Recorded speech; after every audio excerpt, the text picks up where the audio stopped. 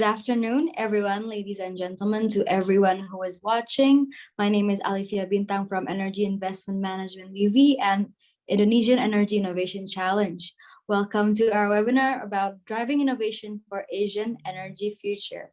This is already the second year of holding a digital event, and we are keep going forward and adapting to the conditions and hoping to break through and keep spreading information and knowledge in energy transition. Our discussion today is largely about startup scenes, its roles, and even the innovation itself in energy transition, especially in Southeast Asia. I would like to introduce you to our brilliant speakers. Here with us today, we have Stanley as Program Director in Southeast Asia in New Energy Nexus, and Tim Rockel, Managing Director and Founder in Energy Strat Asia. Both of them are the judges from the Southeast Asian Energy Innovation Challenge. Also, today as the speakers, we have the winners of the challenge itself. Today, we're here with us, we have Desiree Hambrook as the representation of SpaceSep, one of the winners of the challenge, and also Dana Sultanova as one of the winners, also as representation, and Ania as the winners. So without further ado, I would like to begin our discussion today from Stanley and Tim, who has a point of view of managing energy-based startups in this era. So could you please tell us a little bit about startup scenes in energy transitions? We could start from Stanley. Hi, great. Thanks for having me.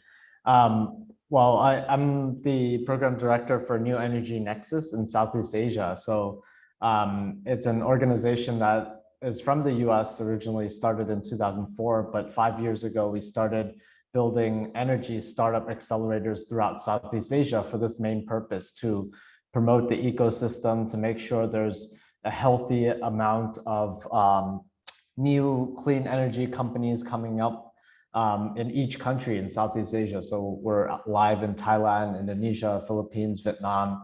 And yeah, we run a couple cohorts locally each year supporting different innovators. They can come from universities, can come from companies that are just registered in country, to support them to grow and be more successful. So we've seen over the 5 years, we've seen this real industry really grow, especially within this region, and more entrepreneurs getting interested in the clean energy and climate sectors. So I'm happy to share my experiences with you guys today. Yeah. All right, thank you, Stanley, for your point of view. Maybe now we could go to Tim. Can we have your point of view, a little bit about startup scene and energy transition, and a little bit of what you do? Yeah, thanks very much, Alifia. Yeah, my name's Tim, based here in Singapore for coming up for 9 years now. My career has taken me to the Middle East, and before that from London in the United Kingdom. It's a very interesting time. My company provides insights, it helps businesses make connections, and it helps companies here in Singapore to innovate. And I think one of the challenges that we've seen is that the energy and infrastructure sector is very much involved in the pandemic response. So I hate to talk about pandemic straight from the off, but I think it really has interrupted some of the startup scene. So I congratulate the winners and everyone who entered the program, because I think companies who are in the innovation space in the energy transition need to be looking at every platform that they can find, platforms such as this and other platforms that sit with some of the energy companies and businesses across the region. I think my key message about Southeast Asia is that it is a region of 10 countries. So in some ways it provides 10 times the opportunities of just going to one country. There's many companies and organizations that you need to understand. And so definitely companies should be doing their homework, but there's opportunities for an array of energy transition technologies, whether it's providing energy access or solving transport solutions, both in mega cities or even some of the secondary cities as well. And then in old energy, decommissioning. There hasn't been much talk about that, but any technologies that can help with decommissioning as well. So Asia, it is a continent of contrast, I like to call it, and that means that you can't just turn up. You have to do your homework and work out where you're going to play. Okay, thank you, Tim, for your opinion. Now let's get on with the winner's point of view from maybe from Desiree first. You could please tell us a little bit of what you do and what are you expecting from your startup in energy transition sector. Awesome, thanks so much for having me. So SpaceX aims to modernize infrastructure inspection by fusing machine learning techniques and satellite imagery together to provide key insights to infrastructure operators. With our technology, we expect to make a big impact in the Southeast Asian energy market, since there are multiple benefits of our solution here. Firstly, there is a lower cost inspection, saving companies millions, if not billions of dollars. Secondly, SpaceX can make Southeast Asian infrastructure more resilient to climate change. And this is especially relevant since South Asia is one of the most vulnerable regions to climate change in the world. And in this area, we obviously see a huge demand for our solutions in the coming years as more and more companies and countries struggle to make their infrastructure climate resilient. And thirdly, SpaceX can help prevent any ecological and community damage resulting from oil spills or wildfires stemming from improper vegetation management around power lines. And lastly, we at SpaceX can also lower energy's companies' greenhouse gas footprint by using inspection technology that has no greenhouse gas emissions. All right, thank you. That's very interesting innovations from SpaceX itself. And now from Dana, can you tell us a little bit of what ANIA does and what are you aiming to achieve in the energy transition sector? Yeah, sure, thank you. So our main goal is to make renewable energy more competitive, comparing with conventional energy like oil and gas. And basically, we're doing this by reducing the operational costs for wind turbines and solar farms as well. So we provide a software that can predict the failures of wind turbines and PV solar inverters. And this is how the operators, they can know in advance how to plan the maintenance, which spare parts they will need. And as the result, basically the benefit that they will get is the reduced OPEX due to maintenance, predictive maintenance, as we call it. Okay, that is also a very interesting innovation from ANIA. Okay, so the statements from all of our speakers today have gave us a new perspective about how is the energy sector startup really going on, especially in Southeast Asia. So I would like to go back to Tim and ask about what are the roles that your company has in shaping the energy future in Southeast Asia, and why should companies focus on the Asian region as a market of choice? To Tim.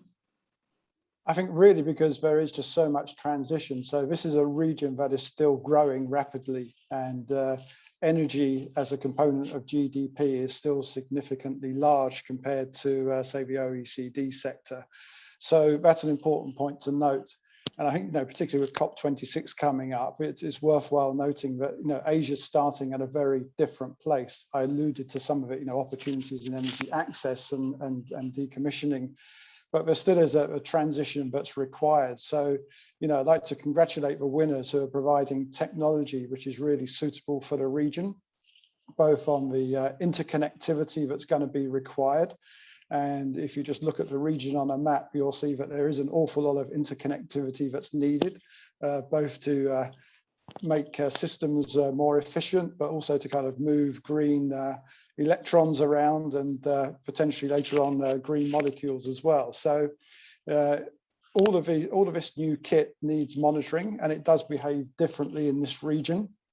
So I would encourage companies who are coming here really to look at what are the nuances of the region. Weather patterns are different.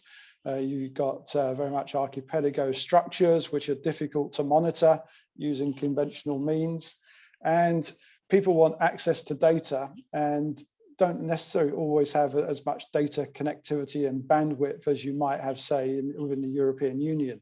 So sometimes these solutions, they're not just copy paste. They have to be adapted. And what I work with a lot of my clients on is saying, you know, how will the solution, you know, adapt in Asia? You can't just rock up and sell your box of tricks, your piece of software. You really got to look at it. And there could be issues around language for one. It could be issues, as I mentioned, on data, but it also just could be like nuances of the region, things operating at different scale. One thing I would point out is that if you look at Singapore, there's a lot of activity going on linking energy to water, to food, to waste, and the circularity.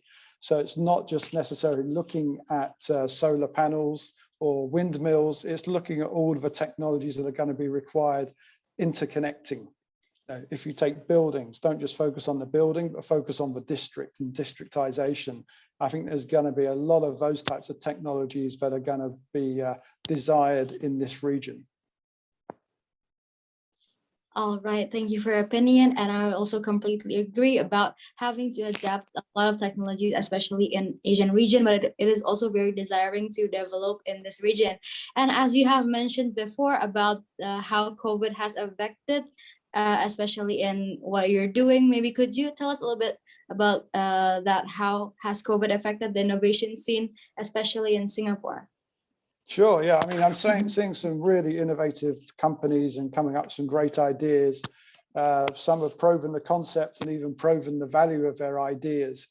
The challenge that they've got, of course, is movement around the region. You know, in the old days, you could travel around the region and say to countries and to people, look, I've tested this in one country. You might like to see how it applies to your system.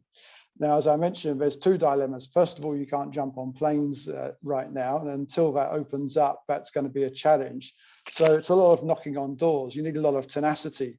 You need to find the right person. You need to find the right person at the right time.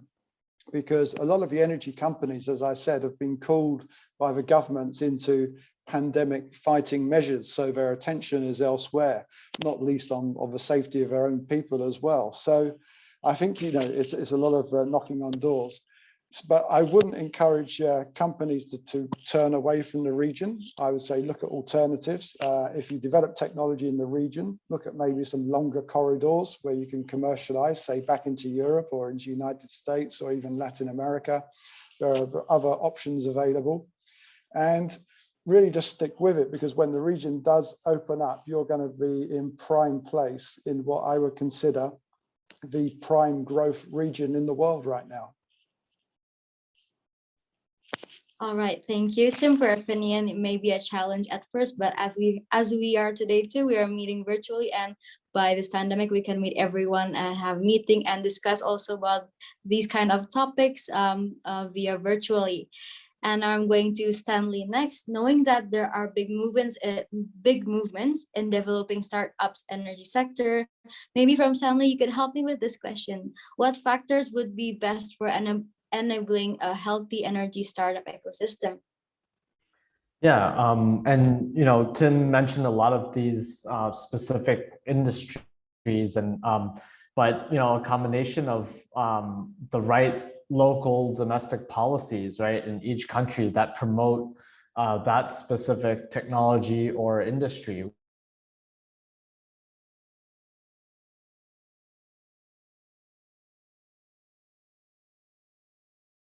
An area that's like very you know, overlooked, right? There's a lot of focus on commercial and household solutions, but specifically for larger manufacturing and the supply chain, a lot of work can be done there to promote solutions and promote the right policies to foster that. Technologies like, you know, a lot of technologies we have already, right? It's for like when we started this work, we wanted to, you know, bring the best of innovation, like to generate something like new things. But more and more, I'm thinking like there's already a lot of technology out there, right? Like we can gather what data we want, we can analyze like what we want. Like we need to be formulating the best business models and getting the right talent, the right entrepreneurs to actually take those and drive those forward, build the business and actually scale that up, right? So I think like that's essentially what we need. And financing is like a huge third pillar of this. We need local banks to be and financing sources, funds to be able to fund these energy efficiency and renewable products and services and projects, right? And more education in that area, more capacity building can definitely bring these pieces together in order to like accelerate the whole ecosystem of energy and clean tech startups to grow. Okay, thank you for your opinion. You have mentioned a lot about supporting ideas, supporting technology. So what do you, from what you're working for, what are the new programs and activities you're designing or working on? Yeah, I think a lot of the subsectors I mentioned, for example, we're right now in both Thailand and Vietnam, we're doing solar acceleration programs, helping smaller solar EPC companies, the installers, as well as solar developers to understand more about how they can do better financial modeling or generate proposals more efficiently so they can pitch more customers, right, to kind of scale up their work. Our sort of thesis is that like in any country, it's not going to be like just doing all the projects, right? There's got to be a decentralized number of small startups running around, going into their own communities, into their own second, third tier cities and neighborhoods, like pitching these products and services, which is going to enable countries in a whole to get to net zero. So we're thinking about a lot of programs around that, currently designing also an energy efficiency accelerator in the Philippines to take advantage of some of the new policies that have been ratified, mandating energy managers and energy audits, and trying to figure out how to empower a new generation of ESCO companies to do new efficiency projects, but get financing from banks and building a program that enables that. Also, a global program we're doing is the third derivative.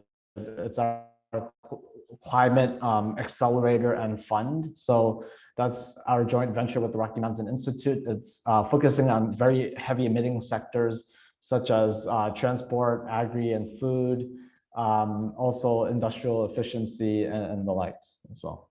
So a lot of activities happening in this space for us. Yes, that is quite a lot of activities for pushing forward the technologies and hoping it accelerate even better. Okay, thank you so much, Stanley. We're going on with SpaceUp and Ania today.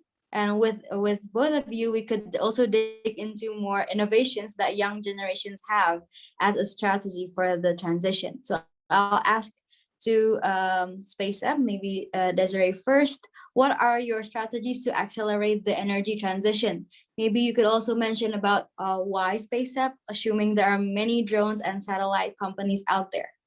Yeah, thanks so much for this question. I think it's really important. So to kind of answer why SpaceUp first, if you're looking at comparable inspection methods like drone and helicopter inspection methods, the advantage of satellite imagery is less costly prices, almost instantaneous data collection, and a larger scale of coverage. And as a result, as mentioned before, our solutions radically reduce the time and cost needed for infrastructure inspection and prevent the harmful emission of greenhouse gas emissions. But the company is different in so many other ways from other satellite and other drone inspection companies. To start, it's our technology. Since our algos are honestly pretty state of the art, we are actively publishing in journals and also doing projects with key experts in academia at Cambridge, UC Berkeley, and Imperial College. Secondly, it's our global reach. We really have a team in 11 countries, and this number is only increasing for our core team members, but also the countries that we're active in. And one key differentiator and customer interaction that kind of piggybacks on what Tim was saying was that we recognize that we have to basically change our solution to be best for the Asian market. And in that regard, we are very, very like customer focused and region focused, so that meaning with a really strong portfolio of combinable solutions, we can build a unique product for each customer and their needs. Since again, we recognize there cannot be a one size fits all solution for different geographies and companies. And this individualized approach, in addition to our commitment to the UN Sustainable Development Goals, has allowed us to receive multiple awards and recognition by Google, Digital Top 50, and the European Space Agency, among others. And lastly, it's a growing suite of partners on the data acquisition end and also on the downstream end to do more in detailed inspection and to provide the best end-to-end solutions to the company. And with all of these benefits of our solutions, we really do hope to one, secure infrastructure in Southeast Asia, and also help the energy transition in that we can help do inspections of decommissioning of energy assets, since Southeast Asia is still very, very heavily reliant on this resource moving forward. But happy to go into a little bit more detail about these things in a later question. So. All right, thank you, Desiree. Talking about the Southeast Asian market, this region, you also all of you have mentioned about pushing forward all of these markets for energy transition. Also, how do you imagine SpaceUp in Southeast Asia or in 5 years? What are you going to do, and what are you adapting to this region? Yeah, so first and foremost, we believe that from the action taken from our analytic solutions and the insights that we provide, essentially Southeast Asia's critical infrastructure will be one step closer to being secured, and subsequently no damage will hopefully occur to the environment and surrounding communities in 5, 10 years. And we know that this is a really lofty goal, but we also really hope to make infrastructure management and inspection be proactive instead of reactive in 5 years. And we also hope to make Southeast Asia an example to follow for the rest of the world, as they are also struggling with the severe influence that climate change has on infrastructure. And essentially, we think that the unique combination and the severity of climate change in Southeast Asia right now, with our solution, we can really help Southeast Asia become the leader in infrastructure resiliency, and we think that we can help Southeast Asia get there in 5 to 10 years. And in order to accomplish this goal, obviously, we really want to expand our connection base in Asia through this conference, and so that we essentially can really support the Asian communities and companies in securing their infrastructure in a cost and time and really scalable manner. And so, yeah. That is very interesting. Thank you, Desiree. Now we're going on to Ania first, to Dana. As you have mentioned before about your innovations, same as before, what are the strategies that Ania has to accelerate the energy transition? Maybe you also mention about the type of data that is needed to Yeah, sure. So first of all, I would like to mention that even though we're a relatively young startup, right, we just registered 2 years ago, still our journey has begun 7 years ago already with the PhD of the founder, Dr. Mike Redder. So he was analyzing the existing solution back at the times, and he was working closely with the leading European universities on his PhD, also with the leading European companies with the renewable energy sector. And he saw that there was a need for a solution like ours, because our competitors at this moment, they are mostly providing the reporting tools or asset management tools. And we are providing, as we call it, the next generation of predictive maintenance. So basically, we provide the platform that gives the real-time data and also tells you about the future health status of every connected assets. Regarding the data, I would say it's also one of our advantages that we can work with the sensors that are already installed in the wind turbines or PV solar inverters. So for to be able to run our models and give the predictions, we need just 10 minutes SCADA data. Okay, thank you for Dana. Maybe I would like to dig into more about your solution and how does ANIA, how do you prove the accuracy of the ANIA predictions? Okay, thank you. That's a nice question because since it is a predictive maintenance and we're always talking about the future costs that that can be potentially saved, it is quite difficult to prove that they really need to do some maintenance at this point, so to prevent the costs in the future. And this is why we came up with the historical pilot project concept. So basically, we usually take the data from the client, let's say from 2016 to 2018, and then we run the models, and then we give the results as the reports. And this is how they can compare for the year 2019, what our predictions for the past are, and what were the actual events that happened. And yeah, so far we had the accuracy rate 100%. All right, and maybe another thing is that I would like to ask about setting up the solution. Can it be done remotely? Yes, definitely. Right now with the pandemic situation, I think it's also very good advantage for us as a business that we can deploy our solution completely remotely. And we have done it already. We have projects in Russia, in Kazakhstan, also already starting some pilot projects in Southeast Asia. So yeah, there is no need. Of course, we would love to meet our clients at some point, hopefully soon, but yeah, it's not that urgently and necessary. All right, Dana, that is a very interesting and brilliant idea. I'm going to get back to back about the energy transition widely in this sector in Asia. I would like to ask all of you about since all of you is very inspiring, from the winners, also the judges, also the companies you are working for, and there are a lot of young generations that also need to be pushed forward and working more, especially in this sector. So how do we stimulate young professionals in the sector to contribute to the energy transition, especially in Southeast Asia? Maybe we could start off with Tim first. Yeah, sure, thanks. I think there's no shortage of ideas. It's really providing the platform so that people can actually go and exploit those ideas.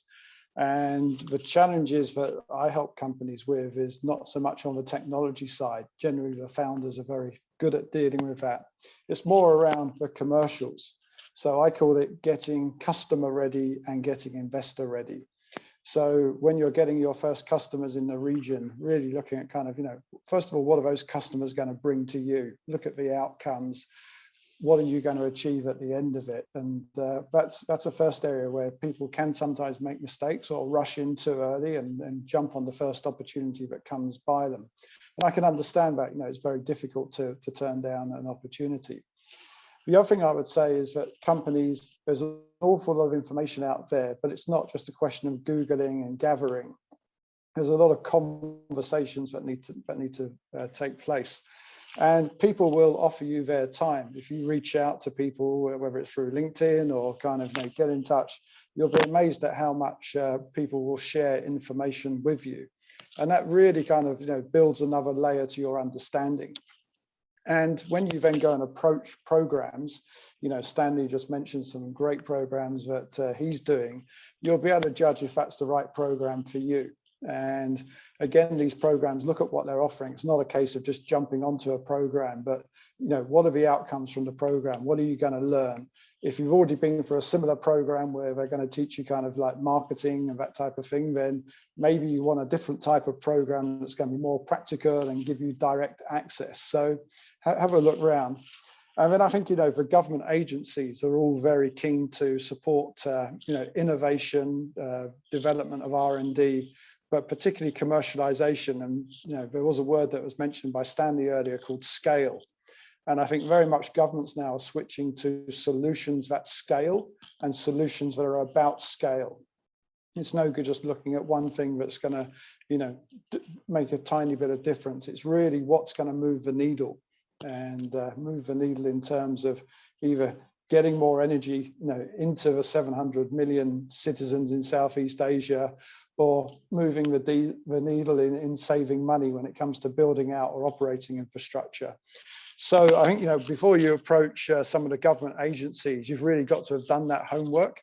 The government agencies do have some quite generous schemes and some grants that are available, but you have to be really prepared to be able to get them and make sure that you're presenting your information in the right way.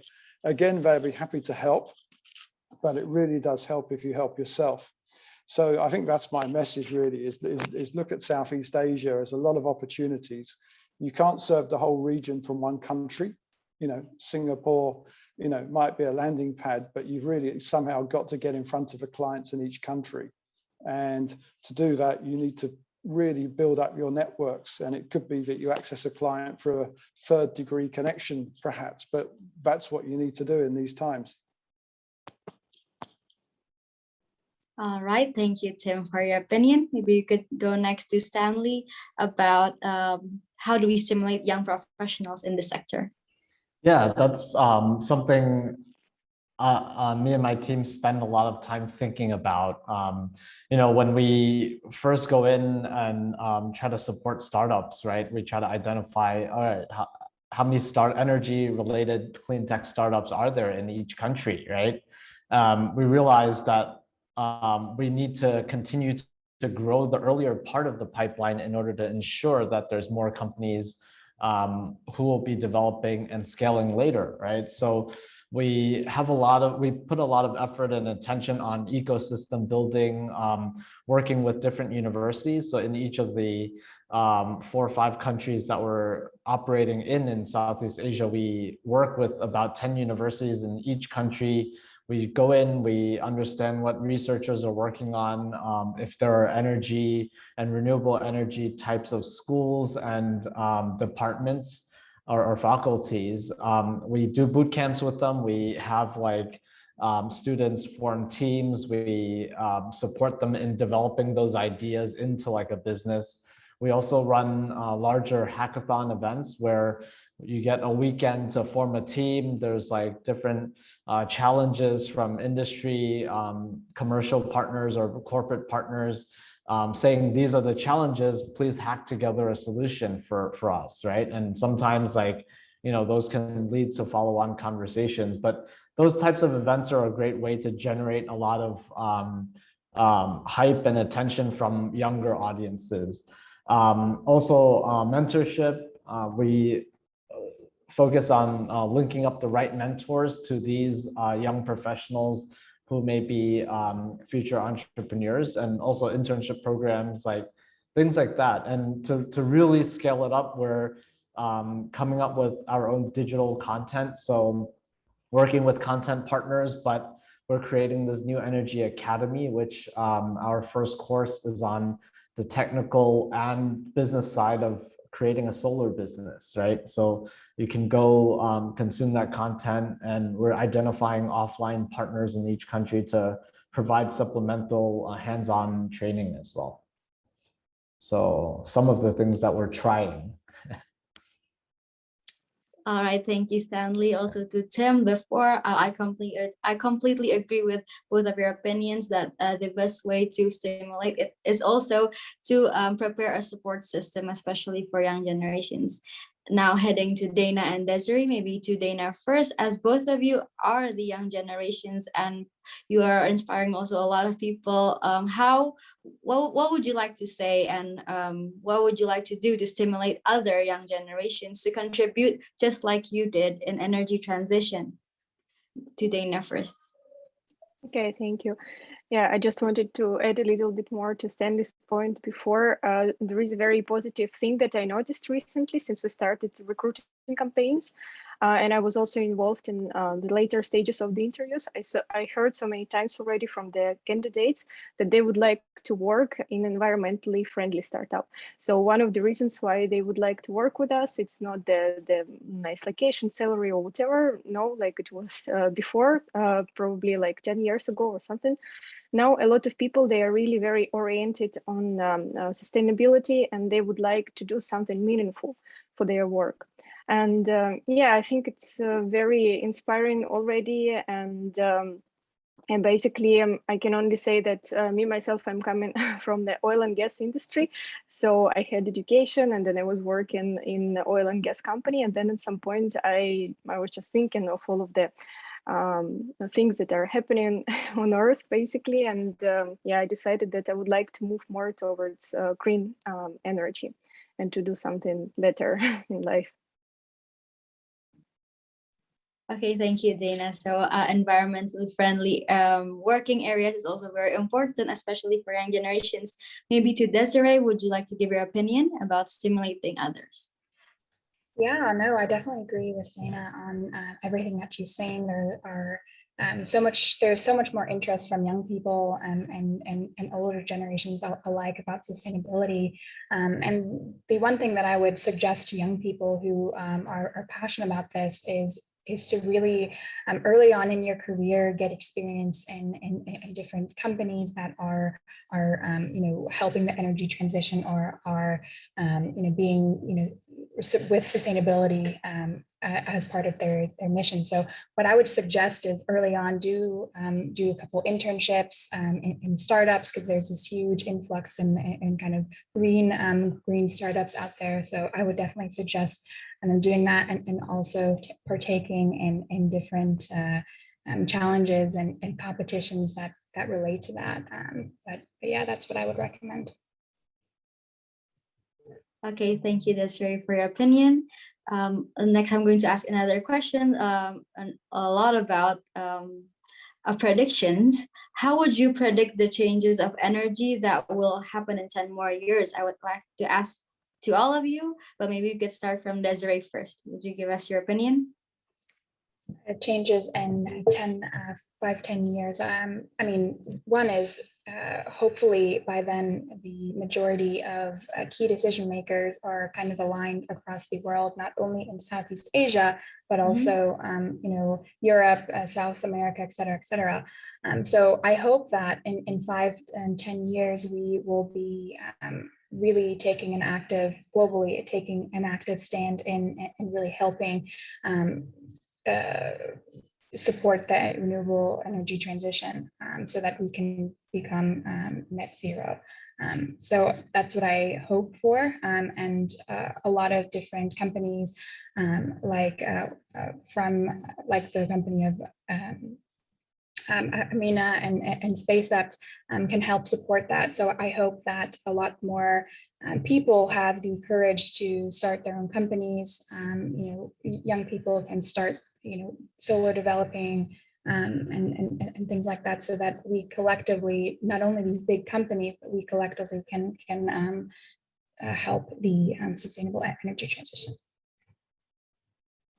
Okay, thank you, Desiree. Next today now, would you like to give your opinion about how would you predict the changes in 10 more years? Well, in terms of the technologies, I think we will have even larger capacity and really amazing wind turbines, and also installed offshore. And they are already growing the capacity there, but I think in 5-10 years it will be a really very great fleet. Also with the floating solar technologies that are developing at the moment. And talking about the business environment, I think it will change quite a lot due to pandemic as well. And now we can do a lot of meetings remotely, which is not bad because especially being a startup, having very limited resources. Before, I think we wouldn't manage to be present as many countries as we do right now. And since renewable energy, it is still relatively small community all over the world, I think we'll just become closer and we could communicate more and hopefully more efficiently using just the internet and Zoom meetings. Yes, all right. Thank you, Dana, for your opinion. Next, we could go to Stanley. Yeah, in 10 years, hopefully, the majority of energy systems will be renewable. Fossil fuels will be really a sunset industry that, if anyone kind of tells their friend they work in fossil fuels, it's like, well, really? What are you still thinking? And a healthy ecosystem of new and thriving energy companies and startups in each country. I think that's what we're working towards in our organization. Electrification of transport and shipping industries, I think this is a big one. And that's where really battery storage, hydrogen will play a big role in making that happen, and with prices coming down. Okay, thank you, Stanley. Also for your opinion, next to Tim. I think it's going to be interesting. I think we're going to see a little bit of a two-tracked world, actually, East and West. Part of it because of the pandemic, but part of it really because the Eastern and Western hemispheres are starting in very different places when it comes to this. I mentioned, this part of the world is still growing out its energy capacity. So I hope as much of that as possible can be renewable. And I think there'll be some surprises along the way. We have been surprised by how far solar and wind has taken up. I think other areas like storage is going to be an important area, and we're going to see some rapid advancements there. And then probably towards the end of the decade, more kind of in the hydrogen carbon capture space. And the developments, I think, might not necessarily be around technology, but around policy. So how do you kind of finance some of a carbon capture scheme, for instance, when there's no carbon tax? How do you kind of monetize the carbon that you're capturing?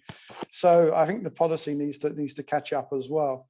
But one thing I would say, I'll go back to my point about interconnectivity. I think that's a pillar that ASEAN is looking at, and I don't see I see bits and pieces, but I don't see a lot happening in that space. But I think that could be an interesting area for innovators to look out and see where can we get connections between nations, but also connectivity between systems, as I mentioned, whether it's around electric vehicles, buildings, food industry. I think connections would be a watchword. All right, thank you for all of your opinions on the Tim. I completely agree, but all I can say is there are going to be a big change, big movements, especially there are a lot of technologies that are being developed.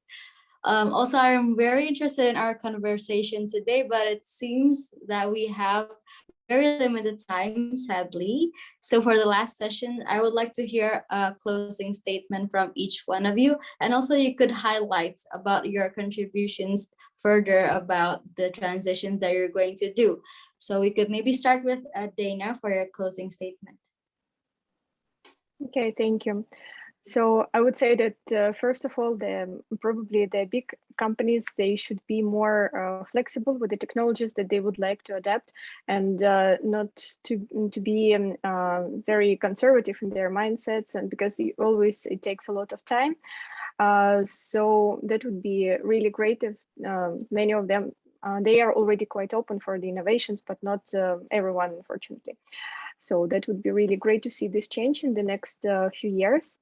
And yeah, for the young generation, I would just say that it's better to be more involved in these environmental changes, and to be more aware of the processes that are going on, and choosing their career path based on that.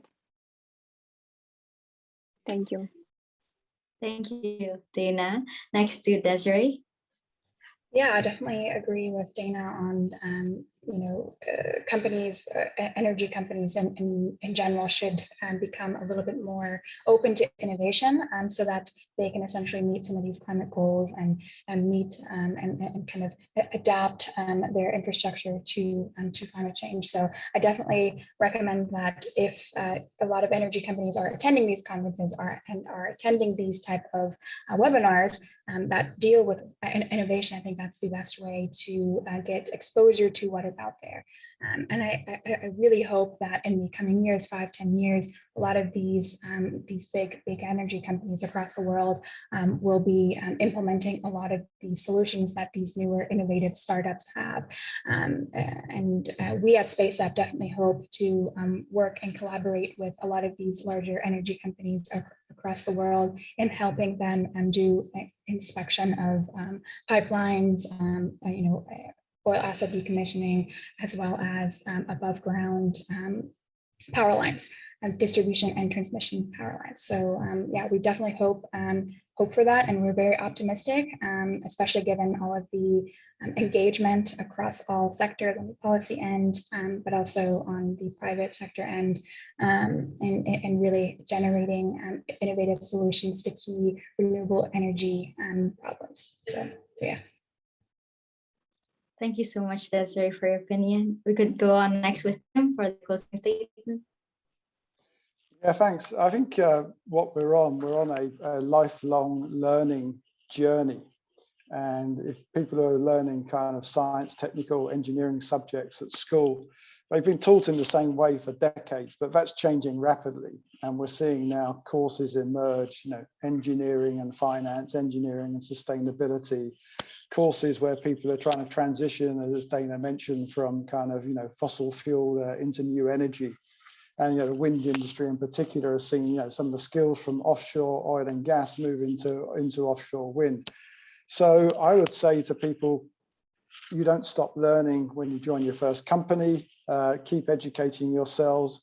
You can self-educate through various schemes, but I would really encourage people as well to join at least one professional institute where they can get access to knowledge, but also access to people and network.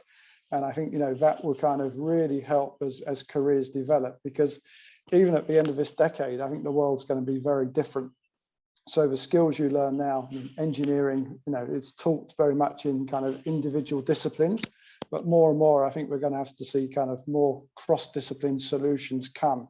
So it's going to need people who are more rounded, but also people who understand the numbers as well. So that's my message is lifelong learning. The energy system has changed a lot in the last even just 5 years, and I think it's going to change a lot in the next 10 years, 20 years. Thank you so much for your insight, Tim. Last but not least, closing statement from Stanley, please. Yeah, I wanted to echo, what my fellow panelists have already said. We need more conversations, right? Conversations like this one, but we want to encourage all the audience as well to, reach out to their colleagues, to their friends, and start having conversations about the energy system, and start reading and learning a bit more, right? The more, none of us are, know absolutely everything. We are always, like Tim mentioned, learning and continuously trying to understand more about what we can do. One way you can get involved is to reach out to us. Like, we are always welcome to having more mentors for our teams, our earlier student teams, or even our later growth stage startups, right? They're always looking for people to engage with. We are always looking for partners to do similar webinars and events where we can showcase our startups and showcase different exciting companies such as these two we have on today, right? So just get involved, reach out, and let's drive the whole thing and the conversation forward. Thank you, Stanley, for sharing your perspective. Great. That closes today's discussion. Thank you again to all speakers for making your time and sharing a wonderful insight to all of us. It has been a remarkable and unforgettable discussion today. We hope that the knowledge can be useful and inspiring and could be the spark of energy transition era in Southeast Asia. I am Alifia Bintang. Good afternoon and thank you. Thanks for having us. Thanks very much, and extremely well moderated.